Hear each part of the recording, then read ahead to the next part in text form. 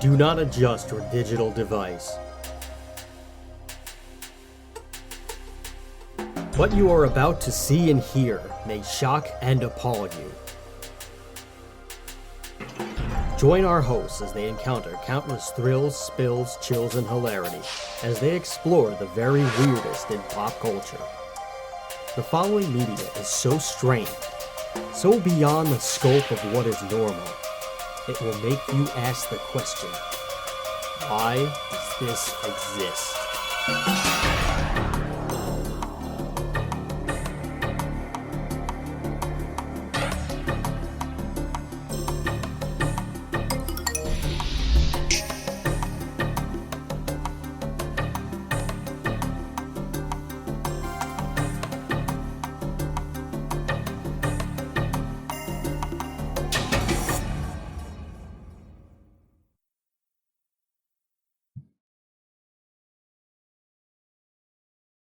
Hello, everybody, and welcome to another episode of Why Does This Exist? I'm Chris. And I'm Rob. And today we have a pretty decent show ahead of you guys who are in digital audio device land. We are, as mentioned previously on our episode last week about survival horror video games, which was a very fun one. If you haven't checked it out, go ahead and check it out. We will be talking this week about black metal, the entire music genre, since similar to when we talked about survival horror games, where we couldn't just pick one. We had to go with the entire genre because of how crazy everything is. Black metal is of a similar nature, where you can't just talk about one band. You have to talk about the whole genre because there's just so much crazy stuff that's gone on in there. We're talking about, like, there's, how can I put this lightly? There have been church burnings and murders involved in this. So yeah, there's plenty of stuff that's got to be unpacked with this thing that you can't just attribute to like one band. There's a series of bands that also murdered and burned churches. So there's that. There's plenty of things that we've got to talk about in this. But first, a word from us. We are Why Does This Exist? We're a show about everything wacky that's gone on in pop culture and things that are even being made right now that are on their way to being present. Past, present, and future things in pop culture. That's what we talk about. It is about 10:30 on a Wednesday night, so forgive me if I'm a little frazzled. We're a fun show. If you've listened to us in the past, you know that, and thanks for checking us out once again. If you haven't, well, thanks for finding us. Hopefully, this isn't the last time that you do so. However, you may have found us through a series of mediums, one of which may have been social, which you could have found us on Twitter. That's twitter.com/WDTEpod, or you found us on Facebook at facebook.com/whydoesthisexistpod. So you can like us and follow us on those things if you haven't already, or if that's not how you found it. Maybe, just maybe, you found us on YouTube. You just head over to YouTube, you search for Why Does This Exist, and you found us. Kudos to you.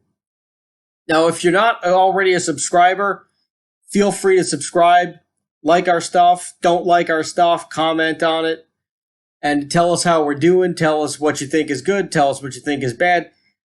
Tell us if you think that we did a good job covering what we were doing. And that would be it doesn't make a difference what you do either way. It helps the channel. Also, feel free to hit the notification bell so that way people know what's going on. But we also want you guys to engage in us in the series of mediums. We also want you guys to interact with us. And you could do that privately through whydoesthisexistshow@gmail.com. We want to hear from you. Let us know how we're doing. Let us know what's going on. I was looking through our email the other day. I was just telling you about this, and I don't check it very often, but it turns out that someone sent us over a very interesting tip back in August. Thanks for whoever you were. They didn't leave a name. It was just like a random thing. like an interesting podcast that we were I assume this person is in Nigeria because how else would they know? But we were ranked 132 of all the podcasts listened to in Nigeria. So we're big in Nigeria, baby. Whatever. All right. So thanks, Nigeria. Keep doing what you're doing. Unless it's a series of blood diamonds and, well, warmongering, then don't do that. Also, if a Nigerian prince wants to give us like millions of dollars, just, send it our way. Don't expect us to send you any of our bank account information in exchange. Just please send cash or check is great. Just send a big pile of cash, like a pallet of cash. Yeah, you'll know where to go. We'll work out the details. You also can, speaking of cash, you can also support us by heading on over to patreon.com/whydoesthisexist. We have some bonus content. You can even tell us what you want us to talk about, so you can pick the show for us, essentially. And we have to do it. As long as it's not anything too crazy or evil, then that's totally fine. There's also a bunch of other goodies that you can get on there, too. So feel free to give us some money, and that would be really great. Patreon.com/whydoesthisexist. You can also find us on, or maybe you found us, through Podbean, Apple Podcasts, Google Podcasts, Spotify, Amazon Music, Audible, Pandora, TuneIn, Alexa, iHeartRadio, Player FM, Listen Notes, and Stitcher. Now, before I say what I gotta say, now I've said most of what I gotta say, but there's something else that I gotta mention from the previous episode. I promised the people that they would find out about my Count Chocula experience, and I did. I did get my Count Chocula, although the bastards at Amazon's, the Amazonians, the evil Amazonians, I've got a bone to pick with those folks. I ordered this last week. I ordered this last Monday when we ordered the show. It is now when we did the show. I ordered this a couple of hours before we did the show last Monday. Now, I was told that I would get it the following day and that no problems. Right? This is what I was told. This is what I was promised. This is what the Amazonians told me. I don't think that's true. Here was Count Chocula was very, very late. How late? More than a week. I got Count Chocula like yesterday. You should friggin' call Jeff Bezos about that shit. That can't stand. He's not even there anymore. They have some new doofus that's in charge. Yeah, I'm sure he still know has what he's doing. Some pull at the company there. I don't think he's awesome at all. Anyway, so I get this thing a week later. I'm promised that I was supposed to be getting it that particular day. Now I did not. Instead, what do these jackasses do? Here's the chain of events. Now, I know and you know that there is an Amazon fulfillment facility in New Jersey that's gotta have gobs of Count Chocula. Mm-hmm. Now, yeah, but it got flooded out from the hurricane a month ago. Yeah, sure. But so these idiots, they shoot it over to a carrier facility in Ontario, Canada, right? What the fuck? Stupid reason these idiots send it to Canada on Friday. It doesn't even ship the day that it's supposed to ship in order for me to get it the next day. So they didn't even ship the damn thing on time. This is at 5:10 p.m. I ordered much earlier in the week. This is 5:10 p.m. on a Friday. I ordered the damn thing Monday evening, around 8 o'clock on a Monday. So on Saturday, at 6:53 in the morning, the package leaves the Ontario facility in Canada, right? Now you would think naturally that it would just go to the facility in New Jersey so that the truck can get it and then I can get it on Monday, worst case scenario, no big deal. Wrong. It goes to Rockford, Illinois. What the fuck? That doesn't even make sense because Ontario would probably be faster to come to New York from You would think so, Ontario, and I would just get it on Saturday, and that would be that, because they've got a whole, rest of the damn day. This is technically Ontario's only like a morning. 5.5 hour drive away. Like freaking Niagara Falls is in Ontario. I could have had it by breakfast, Yeah. but no. Let's just send it to Rockford, Illinois. That'll show them. Oh. So anyway, it stays in Rockford, Illinois, right? This arrived at a carrier facility in Rockford, Illinois 3 different times, which leads me to believe that there's 3 different carrier facilities in Rockford, Illinois. Or there's 3 Rockford, Illinois. Or they kept sending it out and like, oh shit, we can't send it today. Send it back to the facility. Yeah, they could have just sent it to me on Saturday from Canada.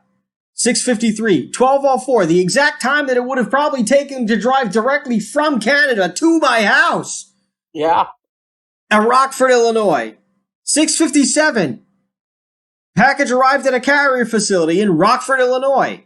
What the hell is going on? Finally, 9:58 p.m. Maybe they realized something happened? No, not at all. Package left the carrier facility, Rockford, Illinois. So it arrived at 2 different carrier facilities at Rockford, Illinois on 2 separate occasions from Ontario, Canada, which is 5.5 hours away from my house driving. 6 to 7 if it's a bad day. And it's getting to winter time, so it could have been a bad day. So let's just send it to Rockford, Illinois instead of the logical thing.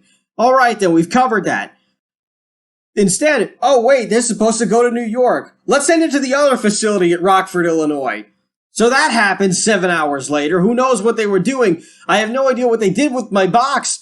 But anyway, 9:58, it leaves the facility because somebody realized, oh, crap, I better do the right thing and get this out here. Unless maybe somebody was trying to hide the Count Chocula for themselves, and someone else kept finding the Count Chocula each time and sending it over to a different facility to protect it. Maybe that's what happened. I have no idea. I don't know who handled my package. This is out of bounds, man. So anyway, nothing happens on Sunday. Package arrives at the carrier facility in Brooklyn, New York. Wait, so they could have just sent it to the right carrier facility the whole time, and I could have gotten it the next day, like I was supposed to. So this is just a total error. Is there a Brooklyn in Canada? No. Then what the hell happened? Anyway, they just fucked up. Yeah, 6:15 arrives at the facility on Monday, October 25th. Package is out for delivery, 6:25. Package delivered, 11:31 a.m. That's a lie. Wait, it took them 5 hours to get from fucking Brooklyn, New York to Brooklyn, New York? But that's also a lie, because I got it on a Tuesday. Oh. So that's a total sham. The Amazonians cannot be trusted. Well, if Jeff Bezos needs the money to send people to fucking space for 5 minutes before plummeting back to Earth, because he can't actually achieve a rocket that achieves orbit, so. Well, of course you won't imagine so. But in this time, I am very pissed off and very upset, and I'm waiting for my Count Chocula, which it seems like it's never going to come. I've been trying to get Count Chocula for like 5 years, and I finally got a hold of it. And here's the thing, you could have just driven to a grocery store in New Jersey on Monday and probably had your Count Chocula this whole week. I could have rented the car, and it would have been a lot easier. Yeah. No, I could have even just taken the train all the way to anywhere in New Jersey and just taken it. I could have wasted 3 hours to 5 hours of my day in public transportation, gotten the Count Chocula, and been home just in time for dinner. Uh-huh. My Count Chocula. Anyway, so I get the Count Chocula, and the box is beaten to hell. Oh. Well, it went through quite a journey. Beaten up, yes. At some point in time, now also, this is another thing. At some point in time while the package was in transition, I was very, very angry and very, very upset, and I didn't think that I would ever get the cereal. So, I of course went to Amazon and said, what the F? I'm supposed to get a refund. Just give me a damn refund. I still want my package though, but I shouldn't be paying for this. It was about $5, but I was like, on principle, you guys have royally screwed me, man. So, I want a refund. And I think the name's guy was Rami or something. the good fellow at customer service who probably has to pee in a bottle every day because he's not allowed to actually get up and take a break. He's probably got bed sores everywhere. It's probably a nightmare for this poor guy. Rami was a good guy, and he refunded me my money, and he also made sure that I would still get my package. So that guy was cool. But the cereal was beat up, so I think maybe the Amazonian mob got wind of this, that I had forced them into a refund, and that good fellow Rami had objected to it. Now, they beat the crap out of my box, but the wrapper was okay, so I could still eat the damn thing. But Rami, this guy's probably got his legs broken somewhere. He's probably sitting at his desk in Amazon with broken legs, writing on a chalkboard somewhere that he will never do this again 100 zillion times.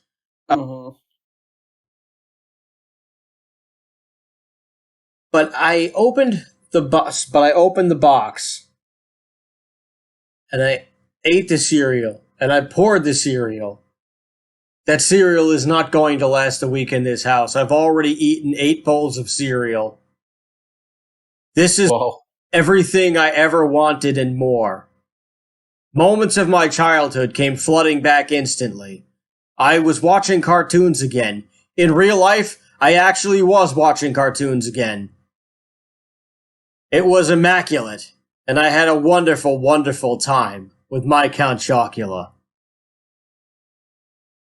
That said, I don't think I have to do this ever again, so once I finish the box, I won't have to do this for a while. But on our Patreon, we'll probably do something here, because there's not enough time. We have to talk about black metal. Yeah. This particular box that I got was the 50th anniversary, and there is a QR code here on the back where it sends you to a Count Chocula-ized version of the Monster Mash that they did for their 50th anniversary, and there's also a wacky behind the music short that they put together on YouTube in regards to it. It's actually mildly entertaining.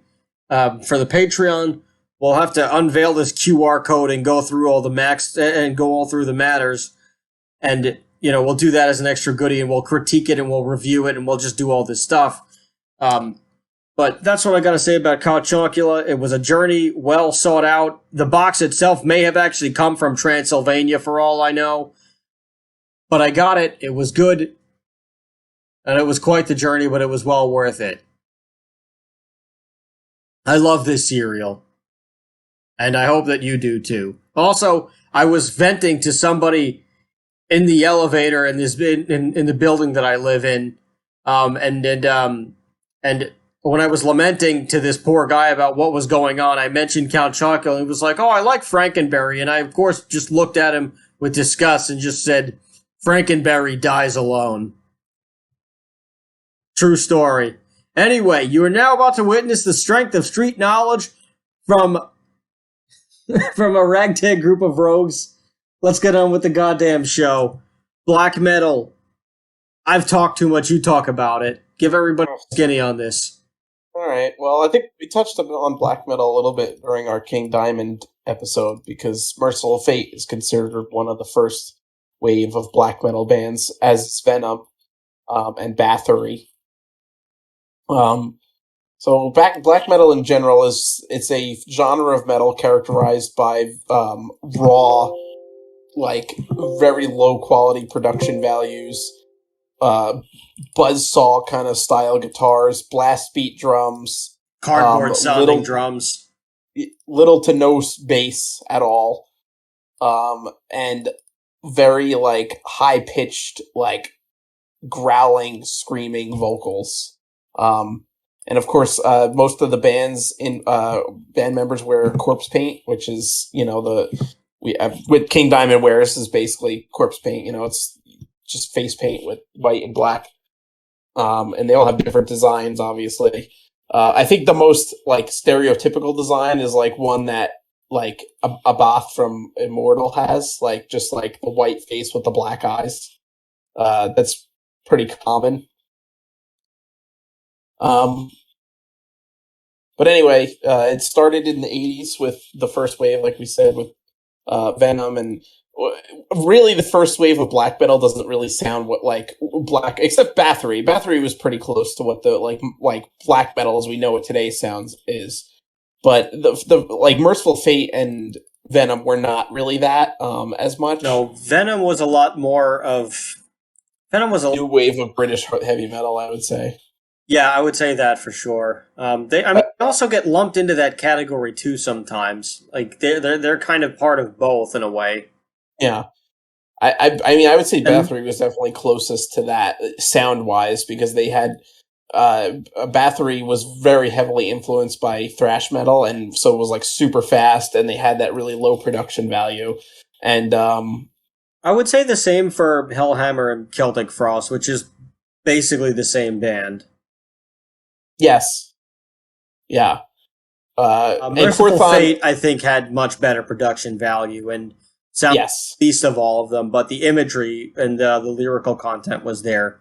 yes, A lot of this for a lot of this music, the lyrics are more on like the darker side of things. It's a lot of it is it's for a while it was either like just Satan and evil or Lord of the Rings. So like yes, just very which is very different and like on like different sides of the playing field. But for the most part, in the earlier days, it was a lot more to do with Satan and like darkness and things like that. yeah, like. And Lord of the Rings was like hugely influential. I mean, you had like Burzum, which is Lord of the Rings is the black speech for black is Burzum or darkness. I forget. Um, I think it's dark. I think it's darkness. Yeah. So like they were just naming things after Tolkien. Basically. Um, so black metal really became what we know at it as today, with the second wave of black metal, and that was bands like Mayhem and Burzum, Dark Throne, Immortal. It was the bands that started mostly in Scandinavia. The original, Mostly the first, Norway. yeah, Norway, Sweden. Because Bathory was Swedish. Mm-hmm. But yeah, mostly Norway, Finland, that kind of area. There's Um, something about the cold. yeah, there's a huge link between black metal and cold. And there actually, you could probably do an interesting case study on this because uh, a lot of original black metal bands from the first and the second wave came from the northern areas of the world. And even like a lot of the early bands, like from like Japan and like Sweden and places that are generally cold. So I think there's something to be said with imagery of cold and darkness kind of influencing black metal. And it was people that they came from places in the world where in the wintertime it is freezing cold and it's dark almost all day long. You're lucky if you get a few hours of sunlight, you know. And I think that kind of influenced the lyrical content and the tone of black metal because it's just very dark and foreboding. And I would say that the weather really did have some kind of influence on that. But it's just interesting because you don't Mm-hmm. this type of music appear in any other place other than or at least this particular wave and everything. You don't see this type of music really spawn in anywhere other than this tiny region of the world where everywhere else there was, they had thrash metal going on, they had death metal going on. That was the more extreme take on thrash metal, and you had a lot of hardcore punk going on, but that was like everywhere else in the world for the most part, as far as metal was concerned. But the black metal stuff, it all like at least the black metal that you and I know today, it's all really like shaping in this one cold northern region of the world.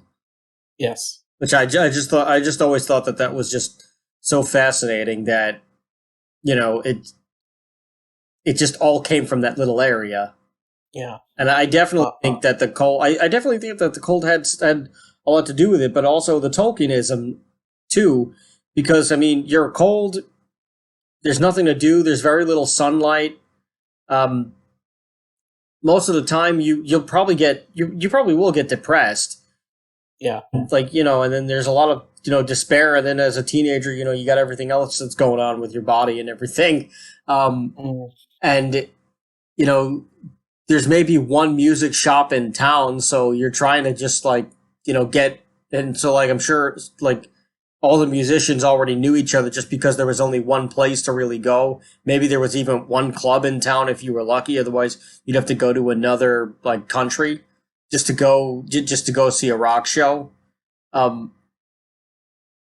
And also what else is going on is that like you don't have like what else can you really do? There's no video games. There's not really much TV at the time, so a lot of the things you're probably gonna read a lot. So what are you gonna read? You're gonna read Lord of the Rings for whatever reasons you want to read Lord of the Rings. You're into fantasy.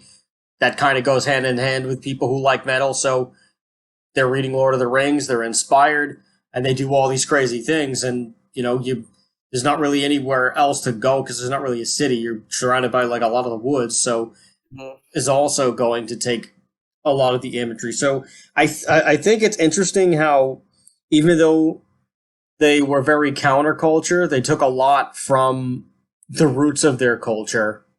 Yeah. And incorporated that into the music as well. Well, it's interesting too because it was more of they went back. There was a lot of pagan influence in black metal and a rejection of Christianity, obviously.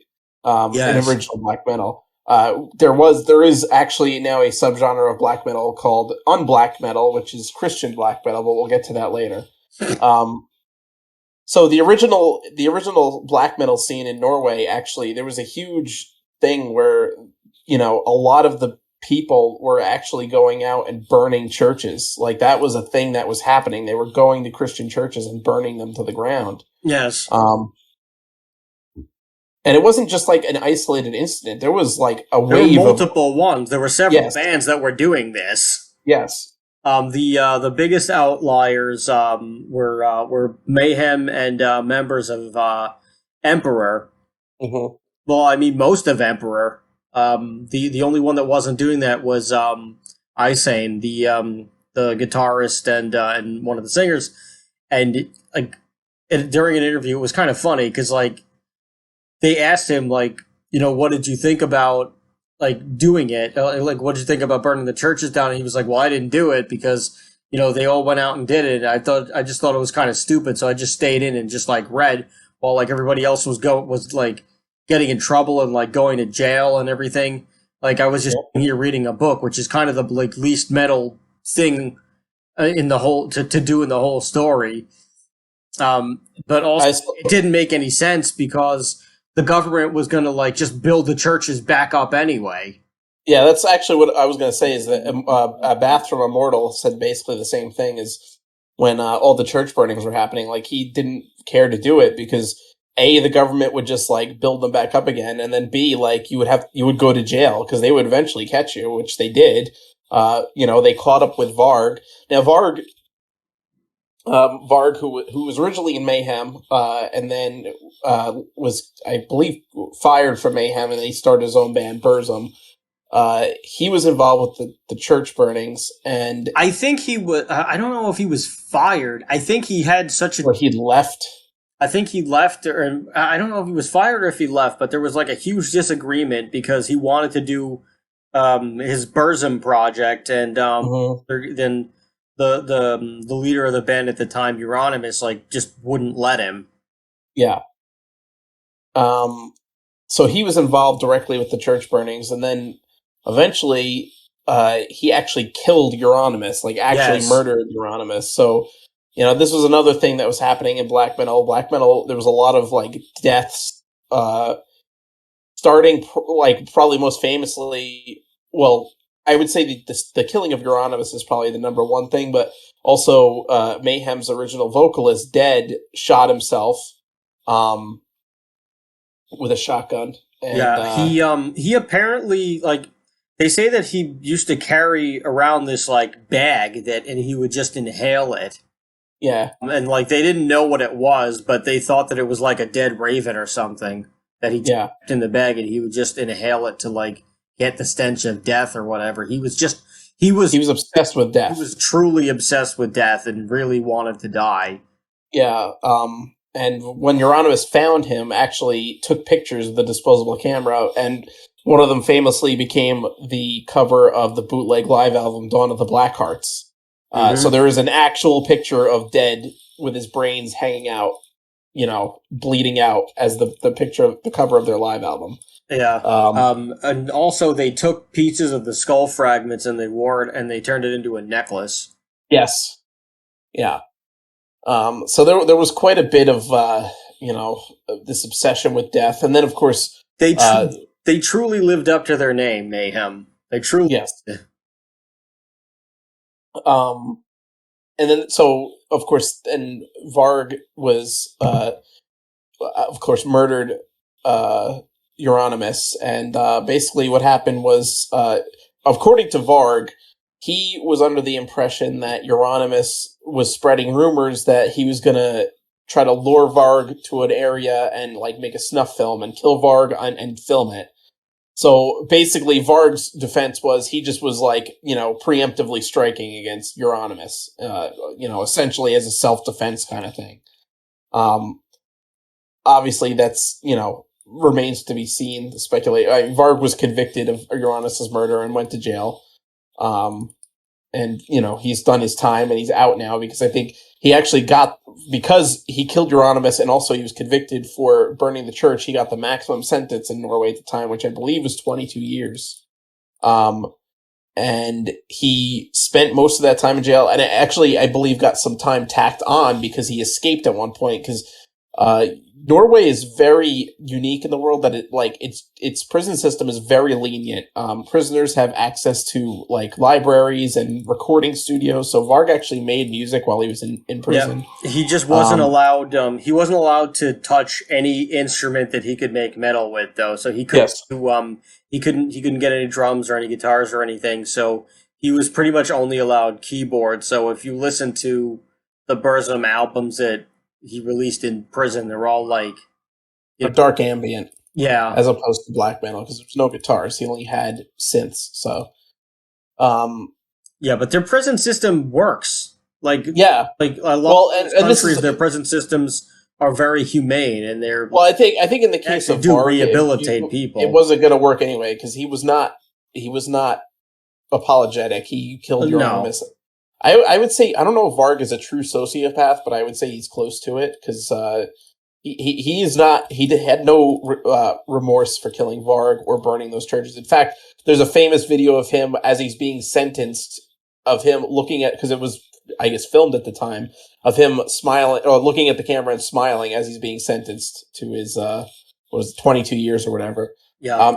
He did get years tacked on because, again, like I said, he did escape from prison at one point because they basically get weekend furloughs in Norway. You're allowed to go home and visit your family on the weekends from prison, and he just didn't go back. So obviously the cops caught up with him and they just brought him back. And I'm surprised that doesn't happen more often. I know. It's just like, I just got in the car and just drove to another country. Yeah.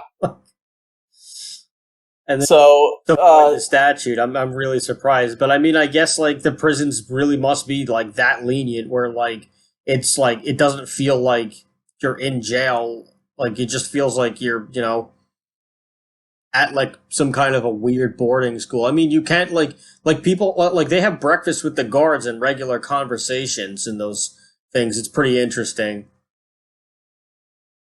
Yeah. The prisons, but like most people stay out of those prisons afterwards. Oh, they're closing prisons in Norway because they have such a low prisoner population. Because like you said, they rehabilitate prisoners, which in most cases that does work. They go on and they pay their debt to society, and then they rehabilitate themselves. And they learn new skills, and they don't go back to jail. They don't fall into a life of crime like they do here. So it does work. Right. Well, because here they like it. Well, I mean, with here the system is rigged specifically to like keep people in jail, and like it's just a vicious, abusive cycle. Mm-hmm. So like, there's a big prison reform that like needs to have been. We needed it like 20 years ago, but they'll probably never get to it over here. No, I doubt it. I'd be very surprised.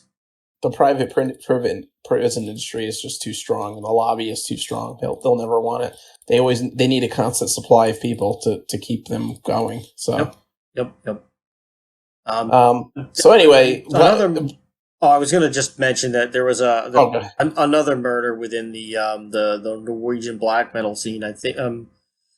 I believe one of Emperor's I think it was Emperor's first drummer. Let me just double check this and make sure that it was him. But one of the drummers in one of the Norwegian bands, I believe it was Emperor's drummer. He went to prison for he went to prison for like killing a gay guy in like the forest. For whatever, like, I don't even know why he did it. For whatever reason, he lured this poor guy into the forest, and he just like murdered him. Yeah, Faust. Here we go. 92 series of events was set in motion by a black metal circle. Yeah, Samoth, which was the other guitar player from Emperor, which Emperor is my favorite black metal band. Samoth burned down the churches, and Faust, the drummer, he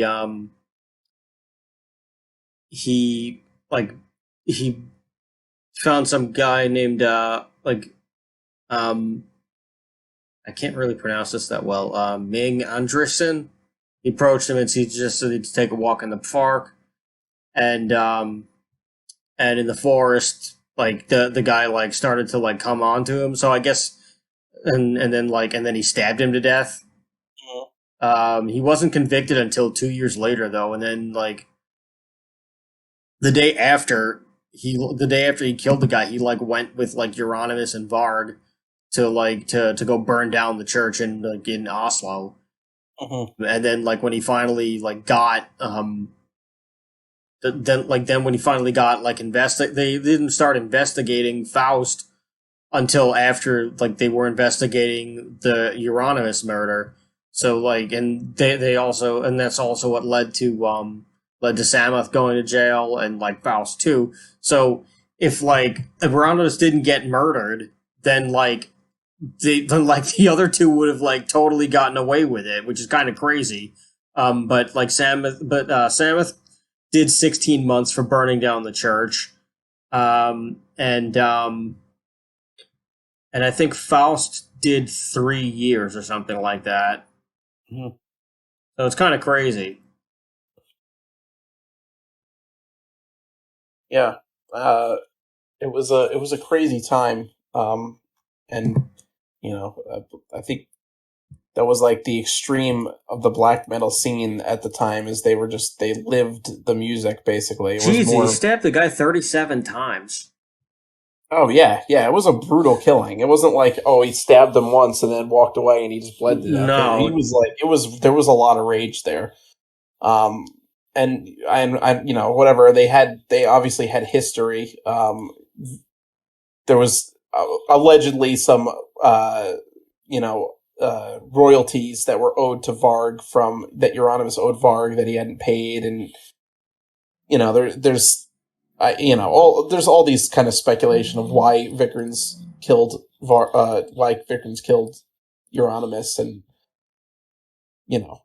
again, he claims that it was out of self-defense because Euronymous wanted to like kidnap him and make a snuff tape. Oh, I'm sorry, I was way wrong. He didn't do 3 years. He did 14 years, but he was released. Oh, okay. He was released. Yeah, he was sentenced to 14 years of imprisonment. Faust. And, okay. Was released due to good behavior for burning the church, right? No, for killing the guy. Oh, for killing. Okay. No, for burning the church. The other Samoth did 16 months. Oh. Yeah. Anyway. Yeah. So the black metal scene kind of had this like, and it had this element to it of this criminal element to it, which it was what it was at the time. I think people that kind of glorify it now, like there's a lot of like people in the black metal scene now that take black metal way too seriously, and they kind of they glorify the killings and the church burnings, and it is kind of cringy. There's a lot of like really cringy black metal that just like, if it isn't true cult, it isn't good and all this bullshit. And it's like, okay, guys, like, yeah, and there's also like a small subsection that like all of like the like a good portion of the black metal bands like just shun completely. And it's like the whole like neo-Nazi black metal thing where it's like really yeah, it's called the National Socialist Black Metal, and it's like they use black metal to promote National Socialist ideology, which it's stupid, and it's stupid because the rest of black metal kind of gets lumped into that. Like, like they give them a bad, they end up taking a bad rap for it. Right, and there's bands that have nothing to do with that ideology that get protested by like Antifa and shit like that because they're black metal bands. Which is kind of stupid, but whatever. That's why one of my favorite black metal bands is Immortal because they've never really taken themselves too seriously. Abath is kind of like a little more self-aware than other black metal bands, so he knows it's kind of like they play black metal music and they write the lyrics and it's and they dress up and have the corpse paint, but he's not like living the lifestyle where he's going out leaving the concert and then going burning a church and stabbing his friend and then going home. He just is a regular guy. He's a regular musician. He plays the music that he likes to play.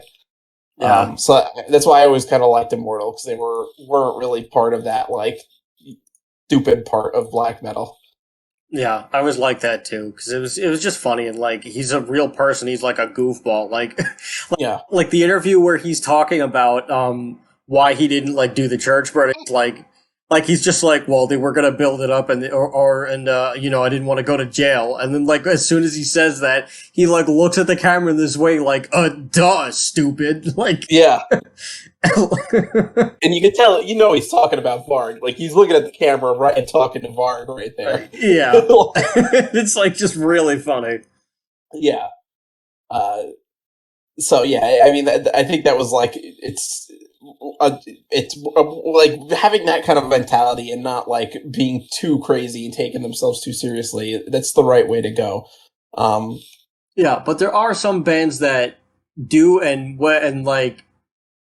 but some of them do it really, really great, and they're able to sometimes they can balance it a little bit. Like a band that I think is really, really cool. I've actually gotten the pleasure to see them.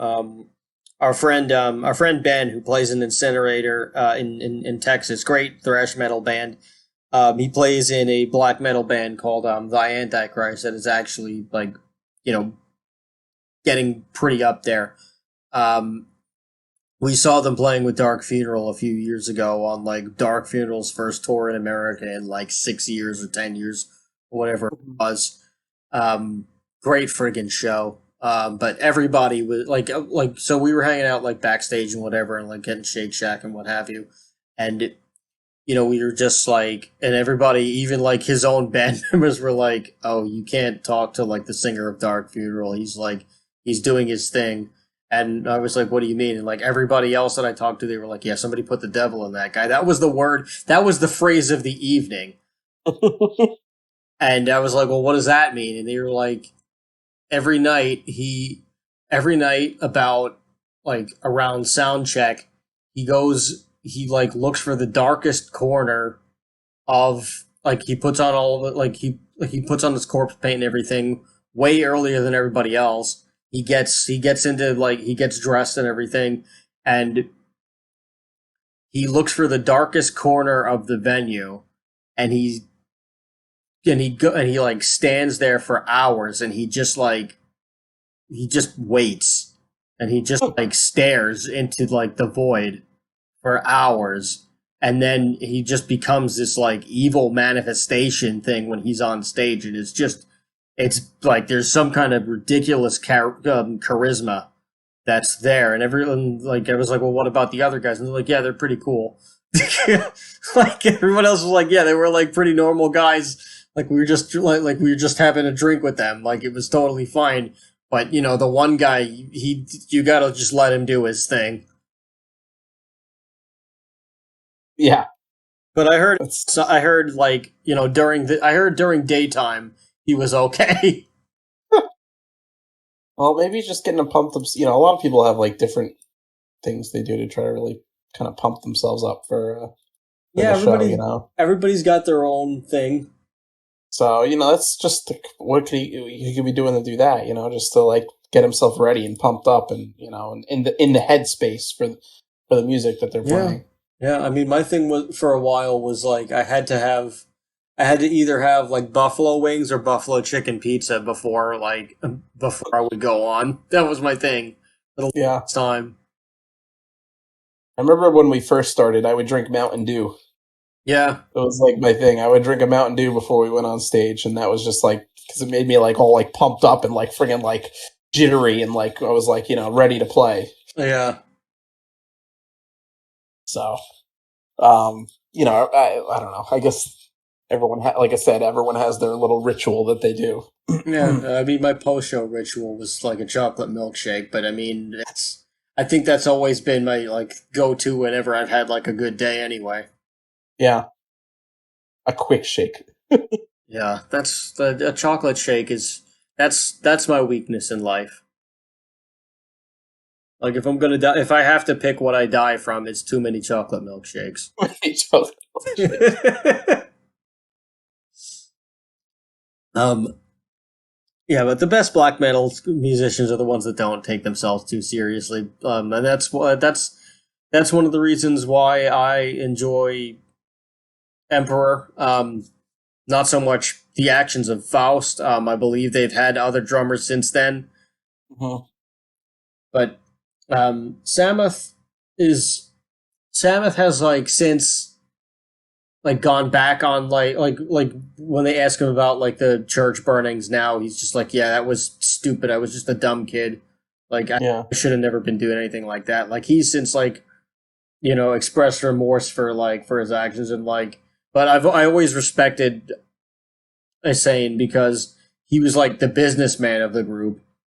Mhm. Where like he's like his like big endorsement is like Engel, and he's like produced a lot of music and everything, and he really had more to do with the sound of the band than anybody else because, well, one, he was the only one not in jail, but two, he like it was his vision to create symphonic black metal, which is Mhm. my favorite type of black metal because it's they use different orchestral arrangements, and like Behemoth I also really like too.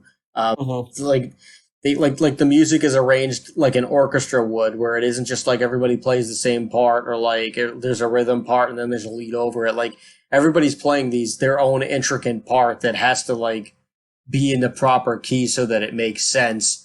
And then they also will fit in like string instruments and synth and things like that, and like more like organ kind of stuff. And there's not even like a Mhm. melody because there is a melodic element to it, but there's a classical note to it too that I think is really really neat.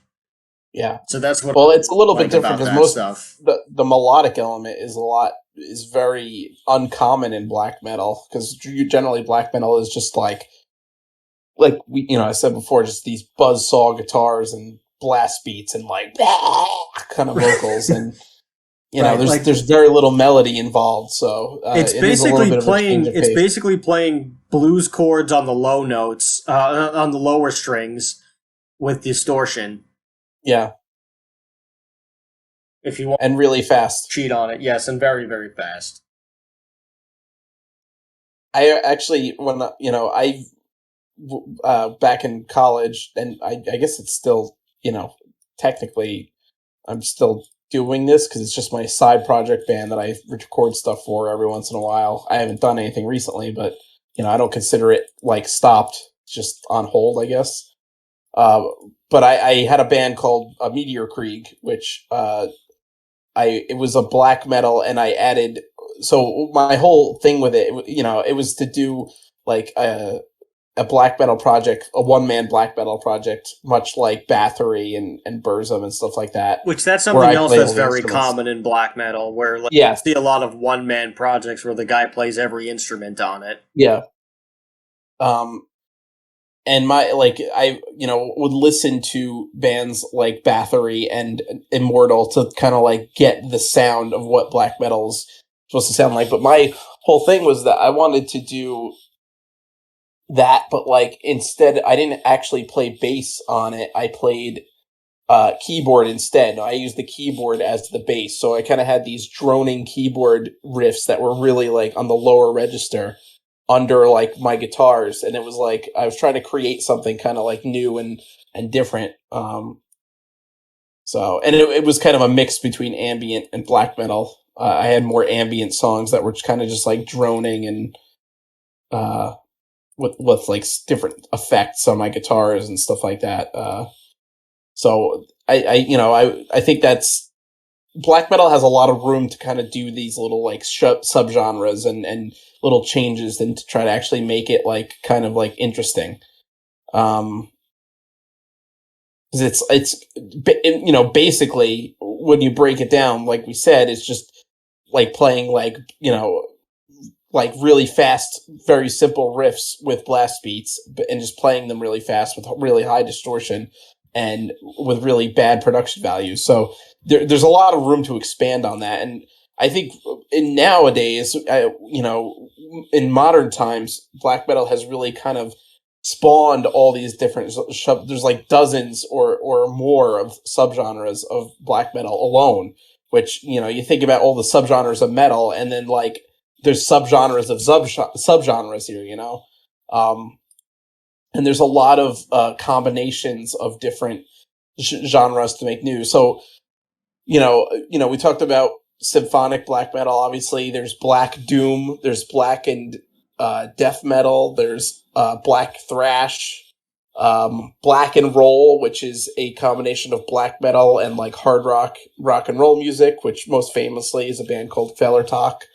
And then the unblack or white metal, like we mentioned, yes, before, unblack or white metal, which I guess the rules for that is like it's kind of like the South Park episode where Cartman forms a Christian hard rock band. Where I think the name of the episode is Christian Rock Hard. Anyway, where like Cartman decides that like in order to be a Christian rock band, all you have to do is just like take the lyrics and like instead of saying baby, you replace baby with Jesus.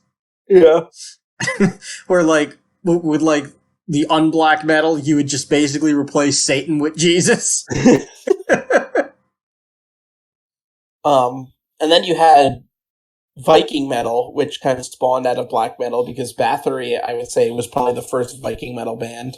Yeah, and Amon Amarth's first album. Well, Amon Amarth is like they were like a death metal, but also a black metal band at the same time. Like I would say their first album is black metal, and then they started moving a little bit closer to like a pure into like a more like death metal area for the second album.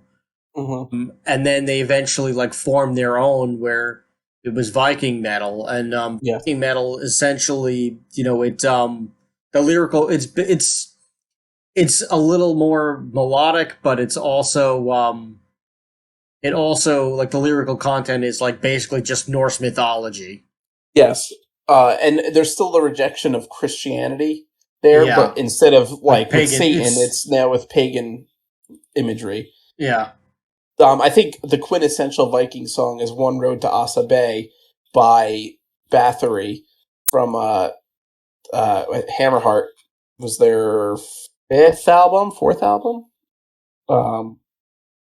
But basically, it tells the story of the Christianization of Scandinavia and how the Christians basically when the Christian missionaries came to Scandinavia, they basically were like, "You have to join us or die." Basically, and they kind of subjugated the people and forced them to build churches and stuff like that, and forced them to kind of forsake the gods of their ancestors, the Norse mythology.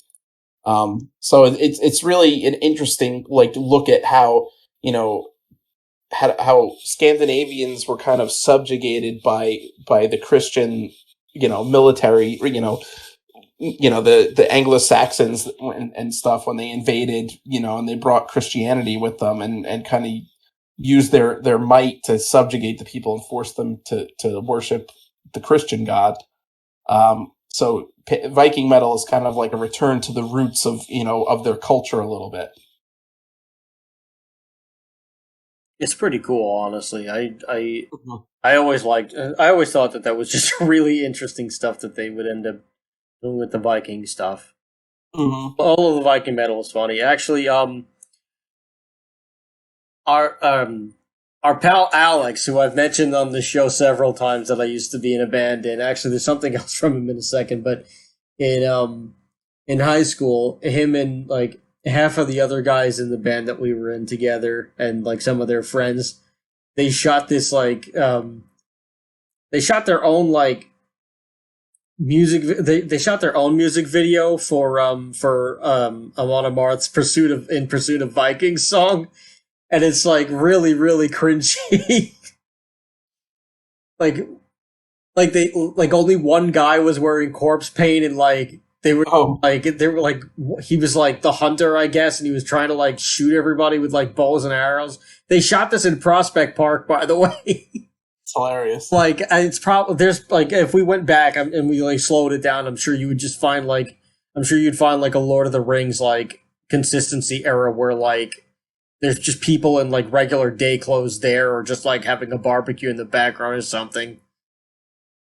But like the plot line made no sense, and it was just really bad. And there's just like a random part in the video where they're windmilling. It's really funny. Also, Alex was so kind to point out an inaccuracy that we had in our survival horror episode. Yeah, apparently the Sega Genesis did have Doom via the 32X adapter. His buddy had it back in the day, and I think it was I remember, if I remember correctly, the 32X version for some reason didn't have the music though. Because I remember when the AVGN did his episode on the 32X, he did mention that there was Doom, and it didn't have. For some reason, there was no music. There was no explanation why. It just didn't have any music. That's weird. All right, well, tip, Alex. We appreciate it. And if anybody else wants to send us a tip, let us know on YouTube or whydoesthisexistshow@gmail.com. Anyway, so speaking of music, since we have been speaking of music, another interesting thing of black metal in general is that a lot of artists choose to not perform any of their music. While some of them have very controversial performances, like Watain, for example, have like pig heads that are impaled on like on pikes while they perform, and they're also like drenched in animal blood on stage. And a lot of bands tend to do that. So I've never seen Watain. I've heard that the shows are crazy and that it smells really, really bad in there. Yes. I've heard it smells bad too. I think during one of our like barbecue shows that we used to do, our other friend, Birdman Dan from his band Roarg, that I've got like to him in the longest time, he had like a Watain shirt that was drenched in the Watain animal blood from the show.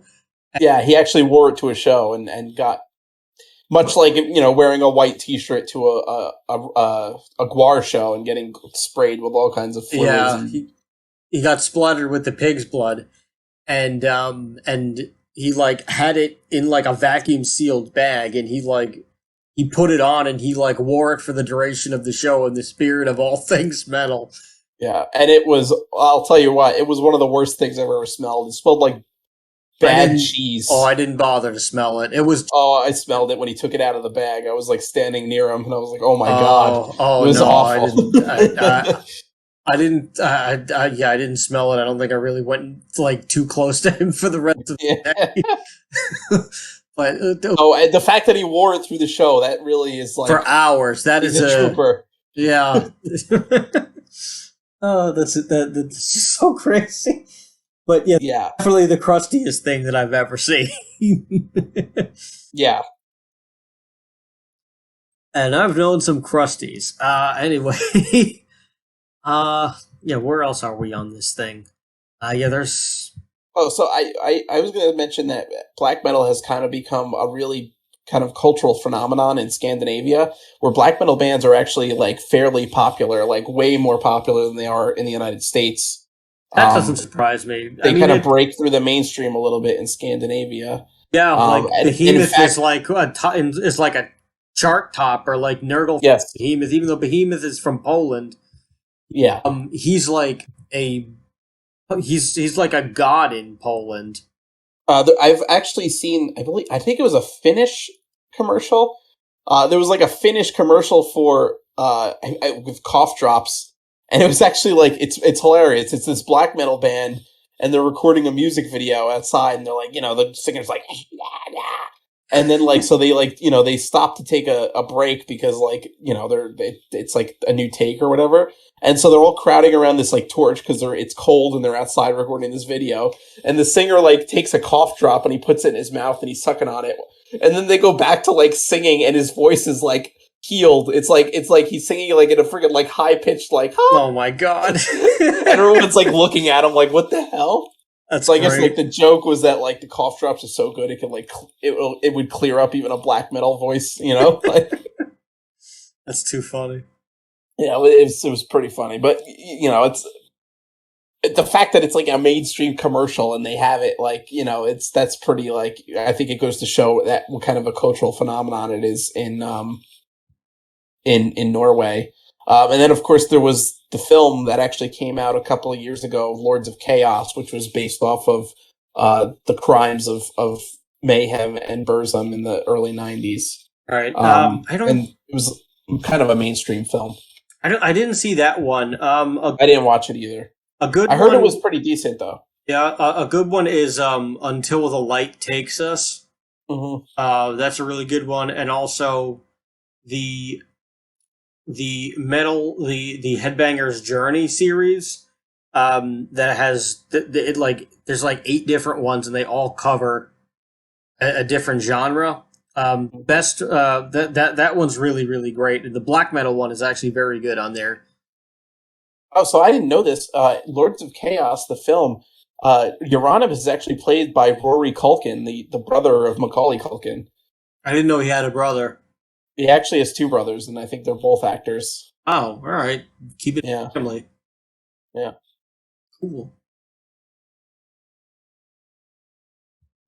Anyway, I guess, maybe we should listen to some black metal songs before Yeah, I guess we're done talking, and we should... I think we covered pretty much anything there is to cover with the black metal genre. Yeah, it's time to put up or shut up, so I guess... and I like talking, so I guess we should probably put up.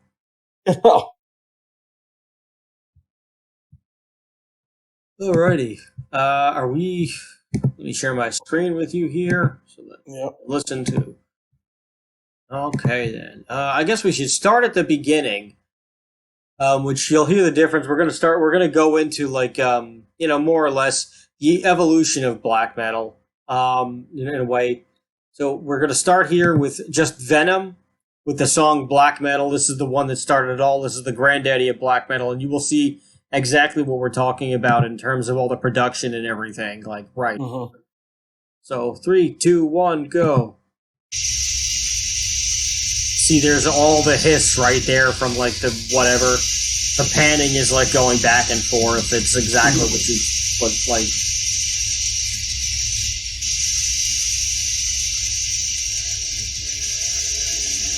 Here we go. And there's the charging.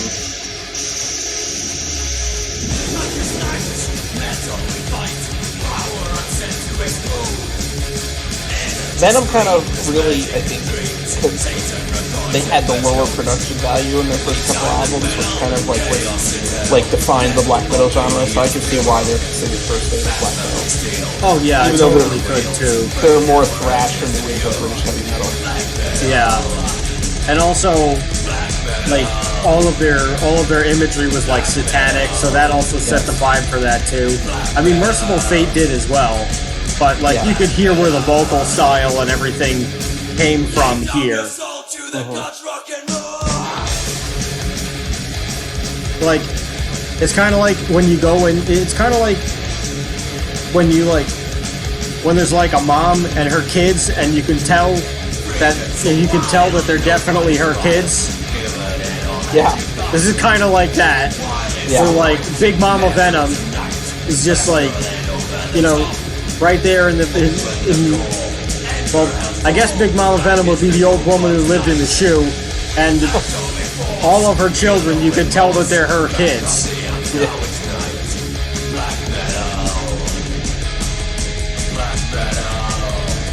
And then every once in a while, Big Mama Venom, she kind of gets in heat.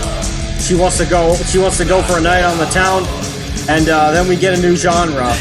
So there you go, I guess. You know, she goes out, she goes out for a night on the town, meets a nice Viking, and there you go. Well, Monomarth.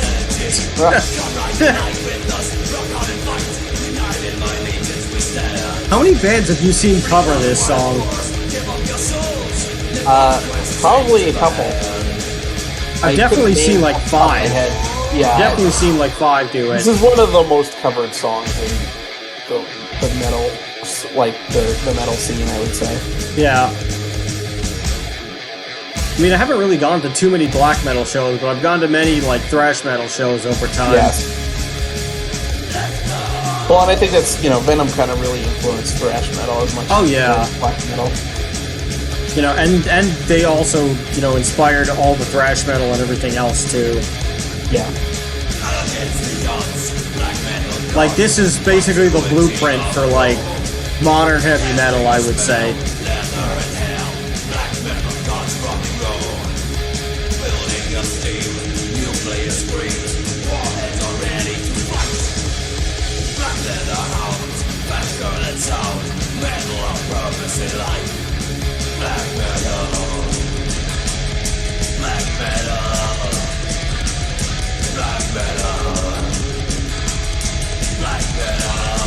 Oh, this is the best part. Lay down your soul for the gods rock and roll!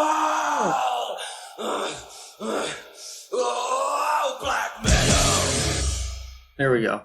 Right, yeah. So that's Venom. That's the mother of black metal. This next song is it's Immortal Call of the Winter Moon, and I think it's one of the quintessential black metal songs. Also, really, this is like, you know, what black metal sounds like. This is what the sound was at the time. And also because the music video is so ridiculous and low budget and hilariously so that I think we just have to like watch it because it's just like, it's just so silly. And it's just like Immortal, again, not taking themselves seriously.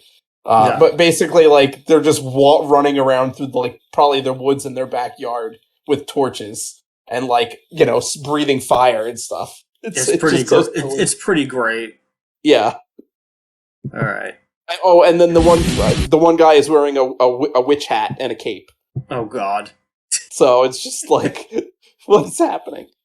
All right, here we go.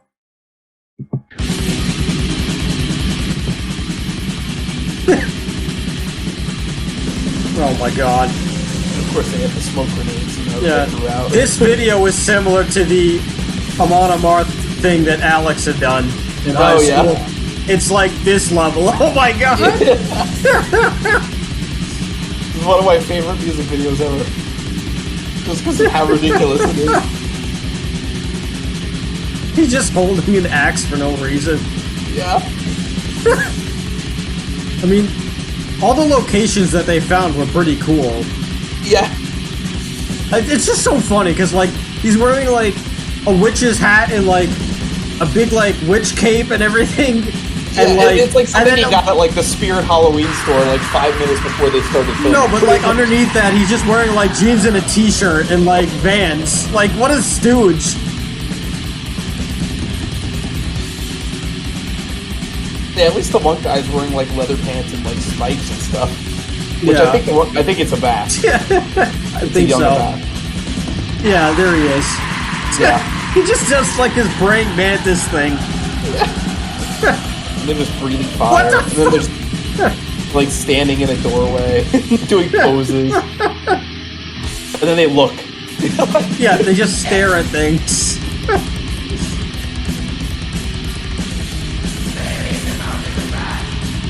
I feel like you could recreate this video with just cats, and it would be exactly the same.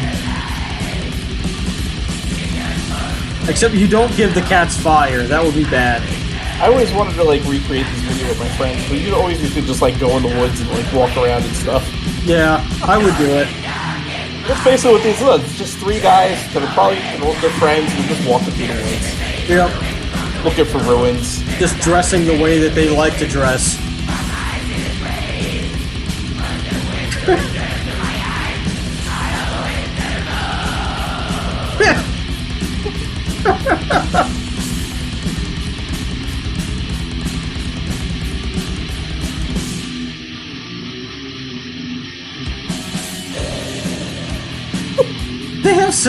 They have such wacky runs. Yeah. Like they all have very silly runs. This whole video was silly, and they knew it. They knew it was silly. They had to. There's no way that they like went home and were like, "Whoa, that was awesome." Yeah. No, yeah. They knew how stupid this was. Look at the poses they're doing. Oh my god. They have to know.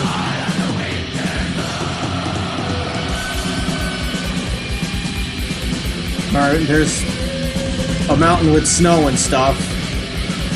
Now a guy at the oh no. Desk. It just stopped. Alright, good. And Immortal is known for having just like really silly music videos. All of their music videos are kind of like one of their more recent ones is All Shall Fall, and it's like literally a bath on a mountain, like doing crab walks and playing guitar. Oh my god. Yeah. Great. It's similar to King Diamond, where like when they know it's silly, it's silly. Uh-huh. He's not very nice. Speaking of things that are not very nice, we will then get to the symphonic stuff that is I think is really, really cool. Mm-hmm. You know, we talked about it at length already. I'm gonna shut up. But this is these are my boys. This is Emperor with the song "Empty," which I think showcases some of the more symphonic elements where you can hear a lot more of like the string arrangements. So this one is actually really cool. So I hope you guys like it too. The pinch harmonics that they use are really great too. By the way, they're real pros with the pinch harmonics. Oh yeah. And I like how the video is creepy. Yeah.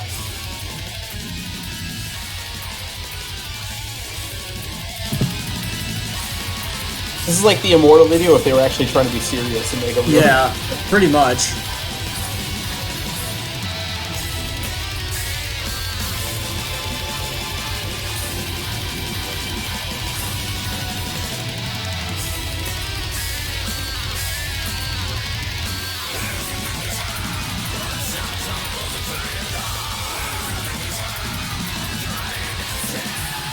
It's so weird seeing a black metal band that doesn't wear corpse paint.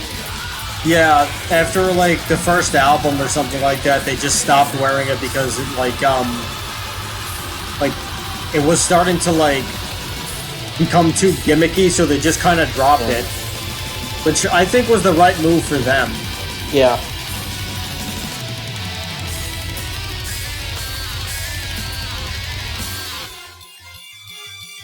See, like this is what I'm talking about. Yeah.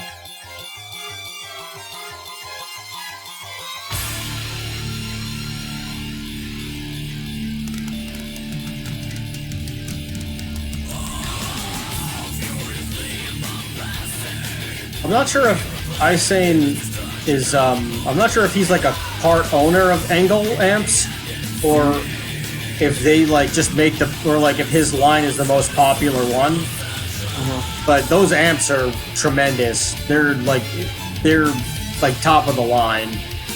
Well, I think the band's son was involved with Sun amplifiers. Oh, really? Or Sun O. Yeah, I think they are. Yeah, I think Sun that is O that. for people who, it's actually Sun. Yeah, I think it is them.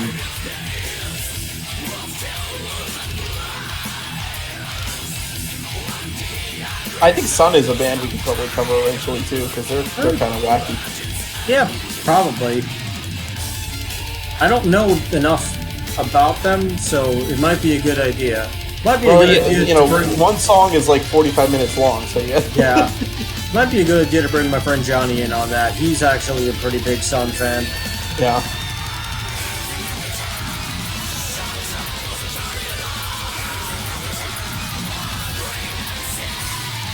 I remember there was a joke a while ago. I used to see it all the time posted. It was like, 15 minutes late for a grindcore show and you missed the first 5 bands.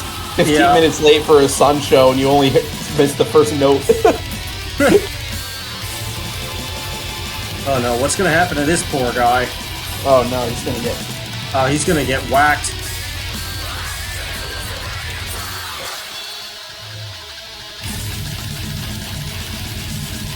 Last piece. Yep.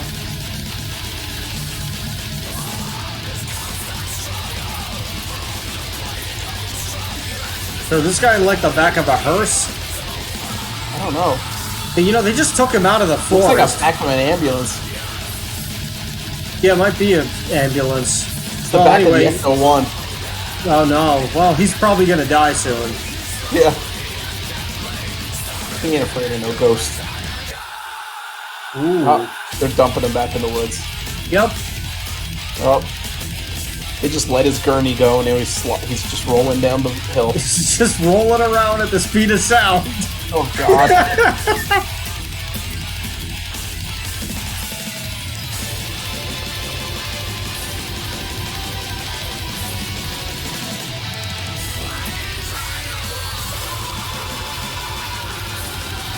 So do they bring him into, like, an incinerator? I don't know.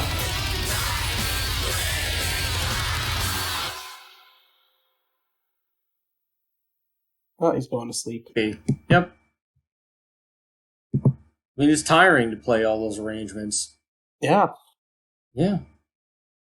All right, so for our last song that we're going to do for the night, it is a song called Uviltid by Kvelertak. And Kvelertak, as I mentioned before, I'm not sure if I mentioned this on the podcast or before the podcast, but I'll mention it again now just in case.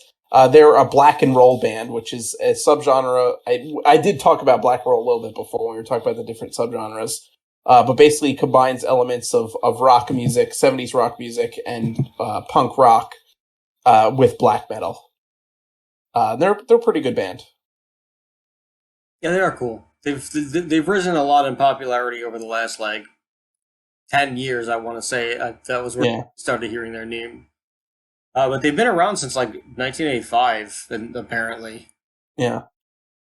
So they're an old school they're an old school band with a more modern influence of black metal, I guess you could say. They've really taken it and they've just kind of brought it to a whole nother level. It's really interesting stuff. Yeah, and their album artwork is really good. Yeah, I was just gonna say that I love their artwork. Yeah. All right, let me play the damn song. This is Ulvetid. I hope I'm saying that right. Oh, it's live. No, it's not. This is the album version. Oh, cool. Yeah.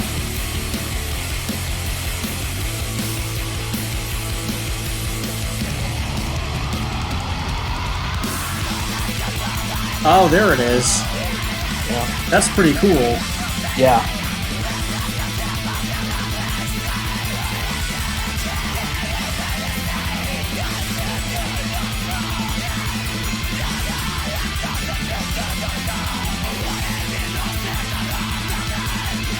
So does the owl have horns, or is it tentacles? I think it's tentacles. Kind of neat. Or roots, maybe. Maybe it does have roots. It's an owl tree. Huh. Okay. Are the women part of the owl tree or under it?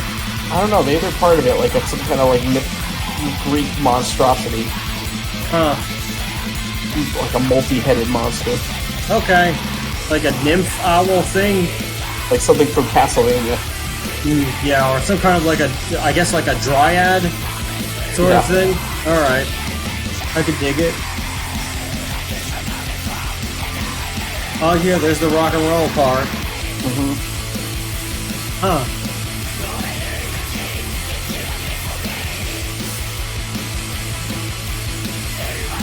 This is really interesting.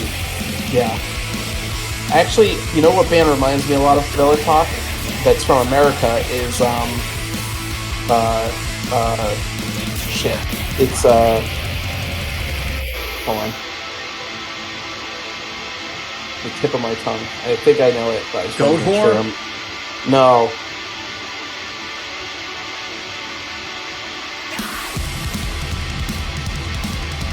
Yeah, hold on. Lamb of God? No. Local band. Local. That you showed me. Moontooth. Oh, Moontooth. Yeah, they are all over the place. Yeah. I think they're either about to play or they just played recently. Oh, I think they're doing like a headlining tour. That'd be like awesome. A short one. I would definitely see them live. They're so from good. Brooklyn, aren't they? No, Long Island. Close enough. Oh, okay. They're like they're multi-talented. They're so freaking good. I've talked to them a few times, and actually, their T-shirt artist did one of our flyers for one of the barbecue shows. Yeah. Paul, he's a cool dude too. Actually, I haven't heard from him I haven't really. I got to talk to those guys. I have their numbers, but I haven't even talked to them. Yeah. Damn, it makes me feel like such a schmuck. I mean, it's been years, so I don't even know if they'd remember me. They might.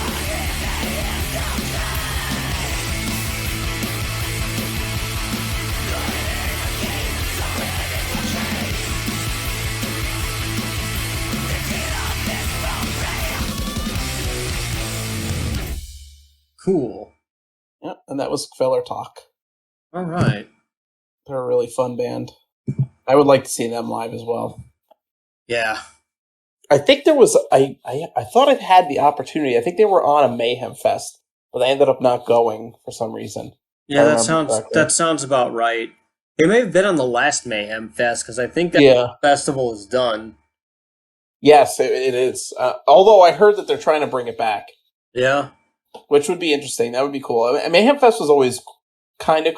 So, it was weird, because Mayhem Fest always, were, they would have, one good year, where, the lineup was, killer. There was, 6 or 7 bands you would want to see on it.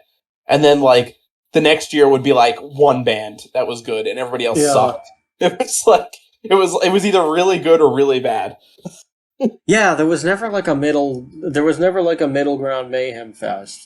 I think my favorite Mayhem Fest when I went to was the one that Huntress was on. I think it was 2013. But Huntress was there. Children of Bodom played. Machine Head played, which I'm kind of with Machine Head. They're okay. But Mastodon played. Amon Amarth played, and the headliner was Rob Zombie. It was friggin' amazing. Oh wow! I always wanted to see Rob Zombie. I never got a chance to see him yet. Yeah, it was a really good show. Every time that the problem is every time that I want to see him, he's always very expensive. Yeah. Well, that's what it was great seeing it on Mayhem Fest because Mayhem Fest was $50. It was. I don't think it was that. It was 30, 40 or something, or 35. Wow. Yeah.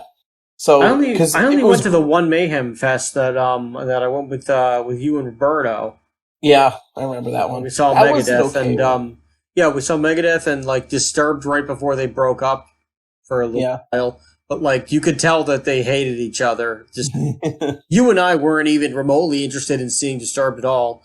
No. Roberto was like, "Oh, I just want to see them play the one song that I like from my high school days," and we were like, "Yeah." The one song that you want to see is their closer. He's like, nah, totally won't be. And we're like, okay. And it was freaking down with the sickness. I was like, why would they close with anything other than that? So it's their biggest song. That's why. So they want people to stay until the end to hear it. Yeah. So we ended up staying there and getting stuck in traffic, which you were pissed off about. Well, it was also raining. I'm pretty sure it started raining as we were walking out. Oh, yeah, that's right, it did. And then we got stuck in a crazy ass rainstorm. Remember that? And like we saw lightning strike something in like the distance, and there was like a fucking explosion or some shit. It was crazy. It was I forgot scary. about that. That was so cool. The one that I saw with the Rob Zombie one was actually cool because I got the GA tickets, which means that like for the headliners, which are at the main stage at PNC Bank, which is like for those who've never been to PNC Bank Arts Center, it's like an amphitheater, and they have a grass area that you can sit in, or like if you pay more, you can get seats and sit in the amphitheater itself. So the GA tickets for Mayhem Fest, you could only sit in the grass. So for throughout like Amon Amarth and Mastodon, I was just sitting in the grass. And I think Ian was there actually, so it was like me and Ian, we were just chilling. Yeah, but you always like chop the guardrail after. Well, that's the thing. A while. They didn't sell enough tickets for the like indoor part. So, and they wanted to fill the seats in and make it actually look like it was filled out. So they started letting everybody that was on the grass, like right by like the gates, go in. So me and Ian were sitting right up against the fence, and they're like, "Hey, do you guys want to come in?" And we're like, "Hell yeah!" That's so pretty we got cool. to like go in. Yeah, it was really cool. So we had really good seats for Rob Zombie. We had to sit through friggin' Five Finger Death Punch, but that's the price you pay, I guess. Yeah. You gotta sit through some crap to see through something good. It was worth it to see Rob Zombie. It was really good.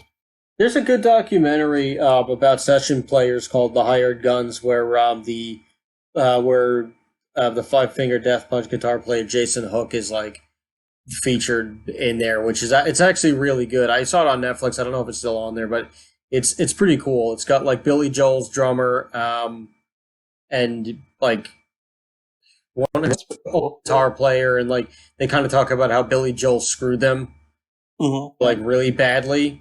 I'm not surprised. But like the drummer was like, well, I always had a job because I was a drummer, so like I didn't have to worry too much about that. But I felt bad for the other guys.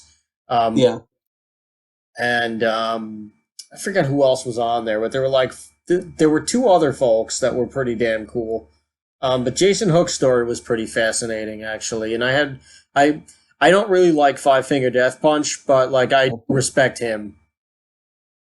Because like that guy was just like grinding it out for the longest time, and he was like he actually like he was like one of like either like Hilary Duff or Hannah Montana's like her backing band's guitar players, and like he had finally like made a bunch of money, and then like Disney just pulled all of their like they just decided that they weren't gonna like do music for like this person anymore. They just pulled the show or whatever, and they were like, "Yeah, you don't have a job anymore." And he was like, "I just bought a house." And they're like, "Yeah, well, bye." Yeah, it's pretty bad. But it's a really interesting documentary. Yeah, I forget who else is on it, but it's worth checking out. Well, I think it's about time to wrap it up.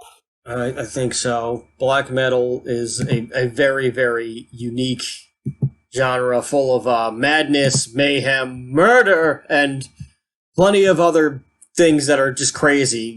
Church burn and all that other stuff. And, there's some non-savory things through it, but for the most part, the music is like very, very creative and very interesting and, very unique in the fact where we have, not even just the imagery and the lyrical content, but also the fact that many musicians are just completely DIY and they choose to not perform, and they just simply want to record everything by themselves and produce the albums and do everything 100% by themselves, to the degree where they will learn every instrument just to play it according to their own vision. So there's a lot of craziness involved in it, but it is a very artistic expression, expressionist type of music in its own way.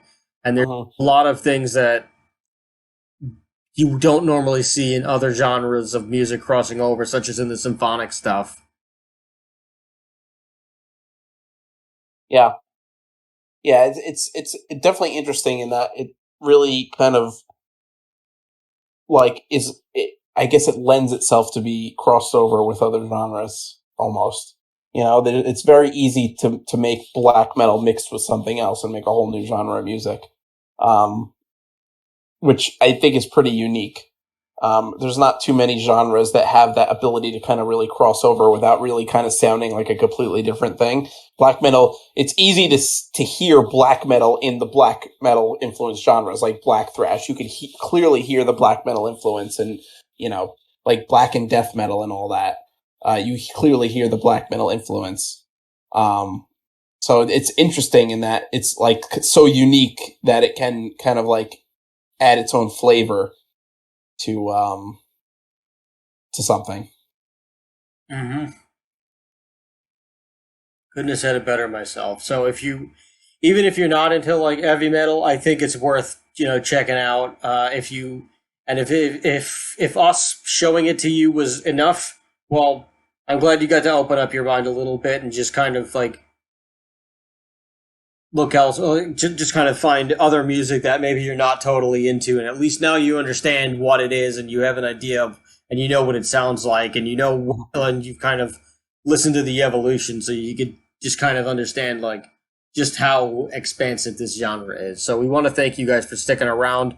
And we appreciate each and every one of you for checking out our show each and every week, especially those in Nigeria. Yeah, keep it up. Yeah. But seriously, from the bottom of our hearts, thank you very much for coming, for just stopping by, listening to two idiots just talk about just wacky things in pop culture. So we appreciate it. Like, comment, subscribe, share us around, like our stuff on Facebook and Twitter, and definitely get to us on YouTube. Help support us on Patreon if you like, and send us an email or two if you want.